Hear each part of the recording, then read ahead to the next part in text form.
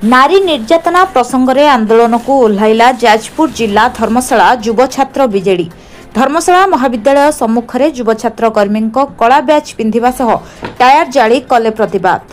राज्य में महिला उपरे असदाचरण दुष्कर्म और हत्या भली घटना वृद्धि पाउथिबा बेले सरकार नीरव द्रष्टा साजिछंती। निकटरे गोपालपुर पर्यटन स्थल में घटिथिबा गणदुष्कर्म घटना राज्य में आईन श्रृंखला परिस्थिति किभली चलीछि ताहा दर्शाउछि। एभली संवेदनशील प्रसंग को नहीं बीजेडी पक्षरु राज्यव्यापी छात्र आंदोलन डाकरा दिया जायछि। एही क्रम में जाजपुर जिला धर्मशाला ठारे बिजु युव छात्र जनता दल पक्षरु एहार दृढ़ प्रतिवाद करा जायछि।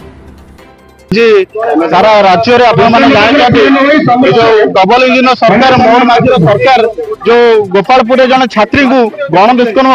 खाली सेतिक नुहे ये गोटे वर्ष भितर सारा राज्य में 3000 गण दुष्कर्म प्रत्येक दिन 15टी गण दुष्कर्म नारी मैंने आज सुरक्षित नहांती छात्र छात्री मैंने आज सुरक्षित नहांती जो छात्री मैंने आज बाहर को पढ़ाई जाऊे